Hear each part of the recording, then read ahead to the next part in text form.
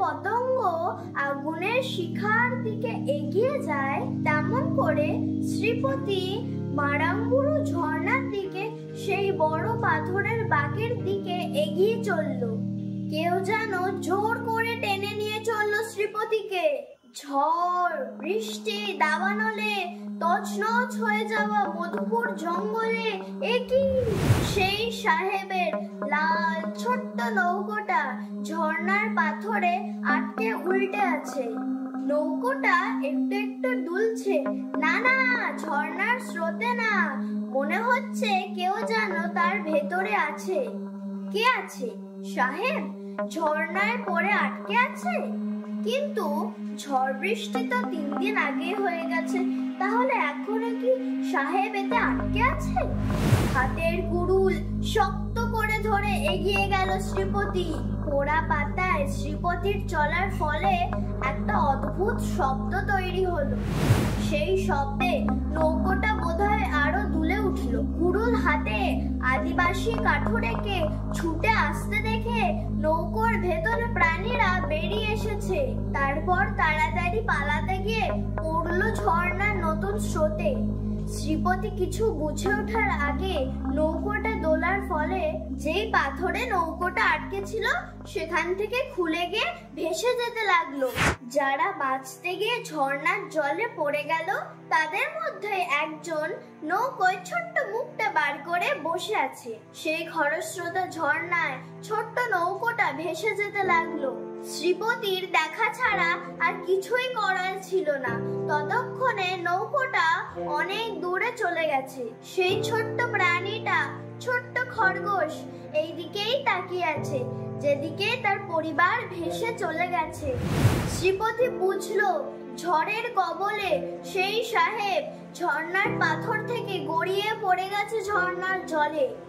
আর নৌকোটা কোনোভাবে বাঁকে পাথরের খাঁজে আটকে গেছে। ঝড়ের ফলেই হোক বা জঙ্গলে আগুন লাগার থেকে বাঁচার জন্যই হোক, খরগোশ পরিবার নৌকোতে আশ্রয় নিয়েছিল। আগুন আর ঝড়ের ভয় তো ছিলই, তার উপর শ্রীপতির কুড়ুল হাতে ছুটে আসার জন্যে খরগোশেরা কিছু বুঝে উঠতে পারেনি। পশু পাখিদের মৃত্যু শ্রীপতি অনেকবারই দেখেছে, কিন্তু আজকের এই ঘটনাটা শ্রীপতিকে অবশ করে দিল। কুড়ুলটা আপনা আপনি হাত থেকে নেমে গেল। সেই কুড়ুলে ভর দিয়ে শ্রীপতি কতক্ষণ বসে থাকলো। দাবানল, ঝড়, বৃষ্টি, সাহেবের নিখোঁজ হওয়া, খরগোশের মৃত্যু, ছোট্ট খরগোশের ভেসে যাওয়া, সব ঘর করলো শ্রীপতিকে। সেই রাতে ধুম জ্বর এলো শ্রীপতি। সবাই চুপচাপ। দাদু রেডিও চালায়নি। স্থানীয় সংবাদের সময় পেরিয়ে গেছে।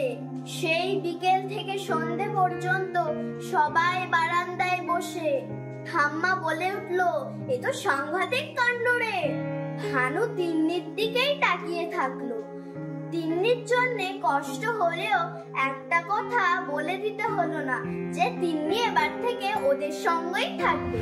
কখন বোঝো তার ছোট্ট শরীরটা নিয়ে চলে গেছে তিন্নির কাছে। সবাই শুনলো বোঝো তিন্নিকে বলছে, কাঁদিস না তিন্নি, দেখ আমার অবস্থা তোরই মতো, জানি না আমার মা বাবা কোথায়, দেখ আমি কি কাঁদছি। ভানুর মা বলল, আর কাউকে কাঁদতে হবে না, আয় আমি নারকেল নাড়ু বানিয়েছি, আয় খাবি আয়। আর ভানুর দাদু চৌকির উপর থেকে বলল, নারকেল নাড়ু নিয়ে আমার কাছে চলে আয়, আমি গল্প বলবো। ভানু চিৎকার করলো, দাদু। ওরে না রে না, ঋষি কথার গল্প নয়, এক রাজকুমার আর একটা রাক্ষসের গল্প বলবো।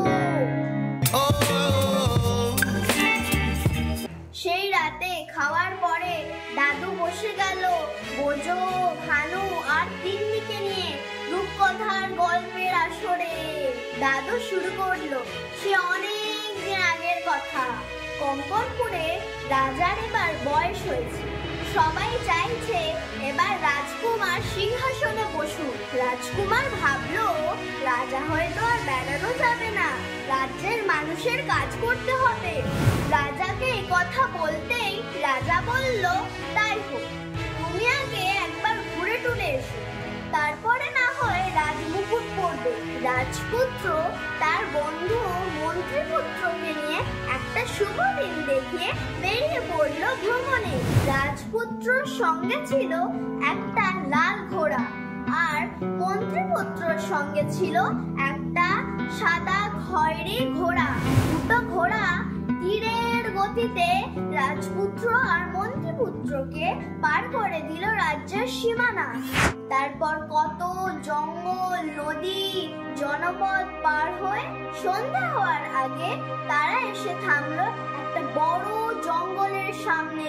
জঙ্গল দেখে মন্ত্রীপুত্র বলল, বন্ধু, আজকের রাতটা এখানেই কাটাই বলো। শুনে রাজপুত্র বলল, রাতটা শুয়ে নষ্ট করে দেব, আর একটু এগোনো যাক, রাত বাড়লে তখনই না হয় বিশ্রাম নেব। রাজপুত্র বলে কথা, আর কি করা যায়। ঘোড়া ছুটলো জঙ্গল ভেদ করে।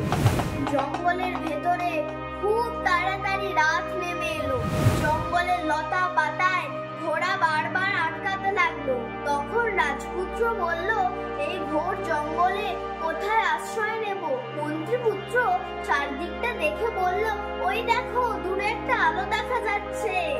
আলো যখন জ্বলছে তাহলে নিশ্চয় ওখানে মানুষ আছে, চলো বন্ধু যাই। তারপরে ওরা কোনো রকমে ঘোড়া নেই সেই আলোর দিকে এগিয়ে চললো। আলো ক্রমশ পরিষ্কার হয়ে দেখা দিল। ওরা একটা প্রাসাদের সামনে এসে থামলো। এই জঙ্গলে প্রাসাদ দেখে আশ্চর্য হলেও ওরা খিদের ক্লান্তির চোটে এসব নিয়ে ভাবলো না। মন্ত্রীপুত্র দরজায় ধাক্কা দিতে লাগলো। কিছুক্ষণ পরে ঘড়ঘড় করে জঙ্গল কাঁপিয়ে দরজা খুলে গেল। সামনে এক অপরূপ সুন্দরী রাজকন্যা দাঁড়িয়ে। রাজপুত্র অবাক হয়ে তাকিয়ে থাকলো। মন্ত্রীপুত্র বলল, আমরা পথিক, রাতটুকু আশ্রয় চাই। রাজকন্যা দরজা থেকে সরে দাঁড়ালো, তারপর বলল, ভেতরে আসুন। প্রাসাদের বাইরে একটা গাছে ঘোড়া দুটোকে বেঁধে ওরা প্রাসাদের ভেতরে ঢুকে গেল। রাজকন্যা ওদের পথ দেখিয়ে নিয়ে গেল। একটা বড় ঘরের সামনে এসে দরজাটা খুলে দিয়ে বলল, আপনারা বিশ্রাম করুন, আমি খাবার নিয়ে আসছি। এইটুকু বলে চলে গেল। ঘরের ভেতর ঢুকে ওরা দেখলো ঘরে একটাই মাত্র খাট। এত ছোট, তাতে একজনই কোনো রকমে শুতে পারবে। আর মেঝেতে একটা বড় কার্পেট পাতা। এত বড় একটা ঘরে একটাই মাত্র জানলা, রঙিন কাঁচের জানলা, রাজপ্রাসাদে যেমন হয় আর কি।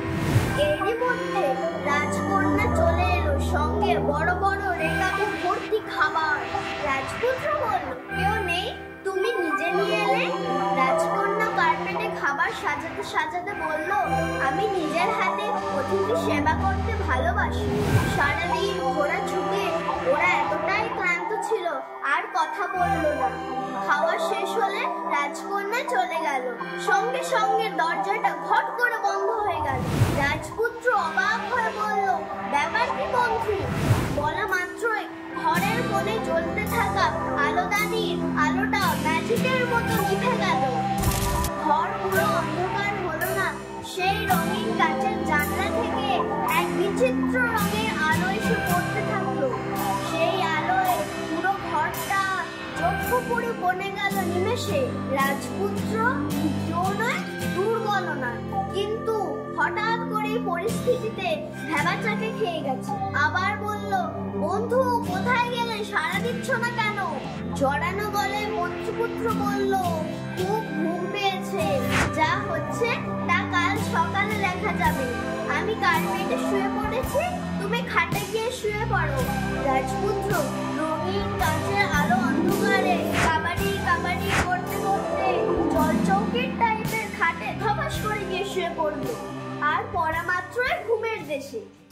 মাঝ রাতে কেমন একটা গো গো শব্দে রাজপুত্রের ঘুমের ঘোর হালকা হয়ে গেল। তারপরে একটা মোটকা গন্ধে নিঃশ্বাস নেওয়া দায় হয়ে গেল। নিঃশ্বাস আটকে যেতেই তড়াক করে ঘুমটা ভেঙে গেল। চোখ খুলে বিছানায় বসতে গিয়ে যা দেখলো রাজপুত্র, ধপাস করে আবার বিছানাতে মরা কাঠের মতো শুয়ে পড়লো।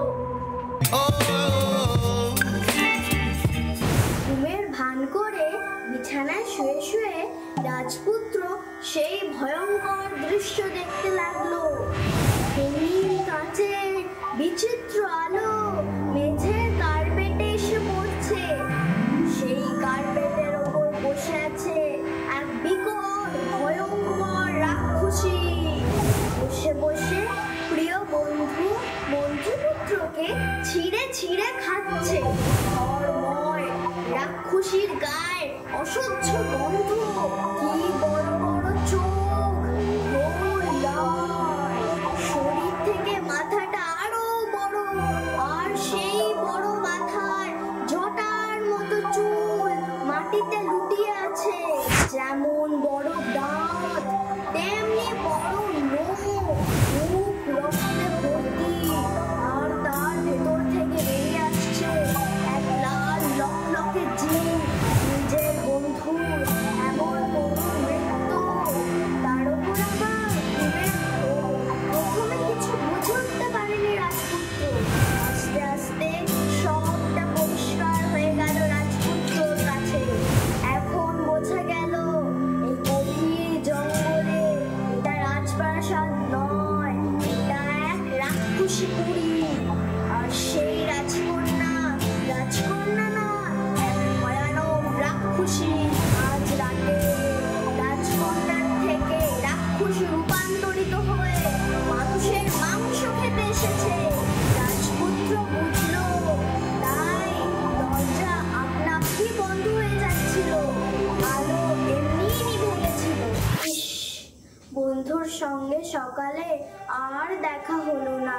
কিন্তু এখন আর শুয়ে শুয়ে দুঃখ করার সময় নেই। রাক্ষসী তাজা মানুষের মাংস খেতে ব্যস্ত আপন মনে। এখনই যা করার করতে হবে। কিন্তু কি করা যায়? রাক্ষসীকে মারা যাবে না, তরবারি ঘোড়ার পিঠে। এখন বাঁচার একটাই রাস্তা, পালানো। কিন্তু কি করে? প্রকাণ্ড দরজাটা হাট করে খুলে আছে, কিন্তু সেখানেই রাক্ষসী পা মেলে বসে আছে। কাঁচের জানালার দিকে চোখ গেল রাজপুত্রে। আর না, বন্ধুকে খাওয়া শেষ করলে তার পালা। রাজপুত্র একবার আর চোখে কাঁচের জানালাটা দেখে কর্তব্য স্থির করে নিল। রাজপুত্র বলে কথা, যুদ্ধবিদ্যায় পারদর্শী, মনে অফুরন্ত সাহস। নিমেষের মধ্যে ঘটে গেল ঘটনাটা। রাক্ষসী উঠে দাঁড়ানোর সময় পেল না। হাত থেকে লাফিয়ে কাঁচের জানলা ভেদ করে প্রাসাদের বাইরে দেওয়ালের গায়ে একটা আম গাছে উঠে সেখান থেকে মারলো লাফ একেবারে ঘোড়ার পিঠে। রাজপুত্রর ঘোড়াও কম যায় না। নিমেষে বুঝে গেল কর্তব্য। সামনের পা দুটো উঠে একবার চি করে লাগালো ছুট। তখন ভোরের আলো ফুটছে, জঙ্গল পরিষ্কার। রাজপুত্র বসে লাগাম ধরে বসলো, আর ঘোড়া প্রায় উড়ে যেতে থাকলো। কিন্তু রাক্ষসীর ক্ষমতাও কম নয়। খাওয়া ফেলে মুহূর্তের মধ্যে প্রাসাদের গেটের সামনে এসে দাঁড়ালো। দেখলো মন্ত্রীপুত্রের ঘোড়া একলা দাঁড়িয়ে আছে। সব বুঝে গেল রাক্ষসী। ভোর বেলায় এমন নিকট রাক্ষসী দেখে মন্ত্রীপুত্রের ঘোড়া এমন লাফ মারলো যে দড়ি ছিঁড়ে যেদিকে দু চোখ যায় সেদিকে পালালো। রাক্ষসী তার মায়াবী শক্তির বলে রাজপুত্রর গায়ের গন্ধ অনুসরণ করতে করতে লাগালো ছুট। রাজপুত্রর ঘোড়া তো আর রাস্তা চেনে না, এদিক সেদিক ছুটছে। কিন্তু রাক্ষসী মানুষের গন্ধের অনুসরণে ছুটছে। ফলে কিছুক্ষণের মধ্যে রাজপুত্র সন্ধান পেয়ে গেল রাক্ষসী। সেদিন ভোরে জঙ্গলে পশু পাখির হলো মহা বিপদ। ঘুম চোখে দেখলো রাজপুত্র ছুটছে ঘোড়ার পিঠে, তার পেছনে ছুটছে রাক্ষসী। আর অন্যদিকে ভয়ের চোটে এদিক সেদিক ছুটে বেড়াচ্ছে মন্ত্রীপুত্রের সেই ঘোড়া। রাজপুত্র ঘোড়ার রাশ পুরোপুরি ছেড়ে দিল। ঘোড়া আরো জোরে ছুটতে শুরু করলো। জঙ্গলের পশু পাখিরা চিৎকার ছুটে দিল। সেই চিৎকারে মন্ত্রীপুত্রের ঘোড়া আরো এলোমেলো ছুটতে শুরু করলো। আর রাজপুত্রের ঘোড়া ছুটলো শুধু সামনের দিকে। আর তার পেছনে ছুটছে মায়া রাক্ষসী, হাত পা ছুটতে ছুটতে। জঙ্গলে ঘোড়া ছোটানো কি আর রাজপুত্রের অভ্যাস আছে? নাকি রাজপুত্রের ঘোড়ার জঙ্গলে ছোটার অভ্যাস আছে? বনলতায় পা আটকে রাজপুত্রের ঘোড়া পড়লো ছিটকে। আর রাজপুত্র গিয়ে আটকালো এক বট গাছের গুড়ির খাঁজে। ভাগ্যিস মাথায় ধাতুনির মতো ছিল, না হলে রাজপুত্রের আর কঙ্কনপুরের রাজা হওয়া হতো না। যাই দূর থেকে রাক্ষসী রাজপুত্রকে ঘোড়ার সঙ্গে পড়তে দেখে মহা খুশি। ঘোড়ার গতি কিছুটা কমিয়েই দিল মনে হয়। বটগাছের নিচে এক সাধু ধ্যানমগ্ন ছিল। সেই উষাকালে, মানে ভোরের বেলায়। রাজপুত্র সহ অত বড় একটা ঘোড়া ধপাস করে পড়তে যা শব্দ হলো, আর সেই শব্দে বটগাছের পাখিরা যা চিৎকার জুড়ে দিল, তাতে সাধুর চোখ খুলে গেল। ততক্ষণে রাজপুত্র উঠে বসেছে, সাধুকেও দেখেছে। রাজপুত্র ভাবলো ঘোড়ার কাছে যাব না সাধুর কাছে যাব। কিন্তু এটা তো আর রাজপ্রাসাদের উদ্যান না যে বসে বসে ভাববে। ততক্ষণে রাক্ষসী এসে হাজির। মুখের রক্ত শুকিয়ে গেছে ছুটতে ছুটতে। নতুন রক্তের নেশা জেগে উঠেছে। রাজপুত্র প্রায় ছুটে সাধুর কাছে গিয়ে দাঁড়ালো। সাধু রাজপুত্রকে কিছুক্ষণ দেখলো, তারপর সবে এসে দাঁড়ানো রাক্ষসীকেও দেখলো। তারপর রাজপুত্রকে বলল, কোনো ভয় নেই রাজন, আচার্যের ধর্ম রাজাকে রক্ষা করা, তুমি চিন্তা করো না। ওই বটবৃক্ষের আড়ালে গিয়ে দাঁড়াও। শুনে রাক্ষসী বলল, বটবৃক্ষের পাশে গিয়ে দাঁড়াবে মানে আমি খাবো কি? সাধু বলল, তোর সাহস তো মন্দ নয়, রাজা খাবি? রাক্ষসী বলল, রাজা গজা জানি না, আমি মানুষের মাংস খাবো। সাধু বলল, কিন্তু রাজাকে ছেড়ে দে। রাক্ষসী বলল, দেব বলে কি, কাল রাতে কষ্ট করে ধরেছি। সাধু বলল, তাহলে তুই শুনবি না? রাক্ষসী ততক্ষণে অনেকটাই এগিয়ে এসেছে। আর রাজপুত্র গাছের আড়াল থেকে সাধুর আড়ালে গিয়ে ঢুকেছে। রাজপুত্রর হঠাৎ মনে পড়ে গেল কেন যে বেড়ানোর নেশা চেপেছিল। বাবার কথা শুনে মুকুট পরে বসে গেলেই তো হতো, তাহলে তো আর আজ এই দশা হতো না। এখন এই সাধুই ভরসা। আর এই সাধু তো এখন উঠলই না, বসে বসেই ডায়লগ দিচ্ছে। সামনে এত বড় এক রাক্ষসী, আর সাধু কোনো উত্তেজনাই নেই। থাম থাম থাম। সাধুর হুঙ্কারে রাজপুত্র ঠোঁট কেটে গেল। দেখলো তাকে নয়, রাক্ষসীকে থামতে বলছে। রাক্ষসী থামলো তো না, বড় বড় মোটা লকলকে জিভ বার করে এগিয়ে এলো। এত কাছে খাবার তর্স হয়। জায়গাটা পুরো চুপচাপ হয়ে গেল। সেই লালা ভরা জিভ দেখে ভয় গাছের পাখিরা সব আকাশে। সাধুর সহসা এক কাণ্ড করে বসলো। হপ করে কমণ্ডলুটা হাতে তুলে নিল। তারপর চোখ বন্ধ করে মন্ত্র পড়তে শুরু করে দিল। ওম গম গম গম ধমা মাভৈ গুরু মাভৈ গুরু গম গম গম গম ওম হ্রিং হ্রিং ওম ওম উষাকালে রাজপুত্র গম সুহা সুহা সুহা। রাজপুত্রের অবস্থা শোচনীয়। সামনে রাক্ষসী আর তার রক্ষাকর্তা চোখ বন্ধ করে বসে আছে। রাক্ষসী ততক্ষণে অনেকটা কাছে চলে এসেছে। সাধুর ভালোই হলো, হট করে চোখ খুলে এক অঞ্জলি জল সেই কমণ্ডলু থেকে নিয়ে ছুঁড়ে দিল রাক্ষসীর গায়ে। সেই মন্ত্রভূত জল গিয়ে পড়ল রাক্ষসীর বাঁ হাতে। মড়মড় করে ডাল ভাঙার মতো করে রাক্ষসীর বাঁ হাতটা ধপাং করে খসে পড়ল মাটিতে।